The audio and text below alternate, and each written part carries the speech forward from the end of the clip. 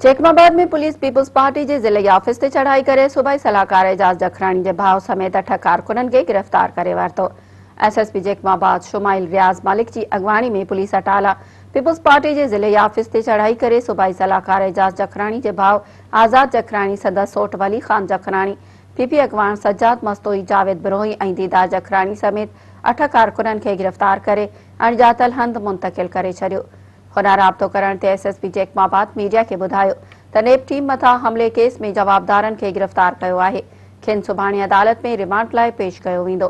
बेतरफ PP कारकुनन Jahangir खोसो और उमर खोसो की अगवानी में आजाद जखरानी समेत 8 कारकुनन की गिरफ्तारियन खिलाफ एहतजाजी मुजाहिरो करे धरणो हयो। उन मौके ते अगवानन साफ़ियन सां ॻाल्हाईंदे चयो त एसएसपी जिले ऑफिस ते चढ़ाई करे कारकुनन के नाहक गिरफ्तार कयो आहे, जंहिंजी सख्त लफ़्ज़न में मज़म्मत कजे थी। हुननि आला अख्तियारनि खां मुतालबो कंदे चयो त गिरफ्तार कारकुनन के जल्द आज़ाद कयो वञे, ॿी सूरत में एहतजाजी तहरीक हलाई वेंदी।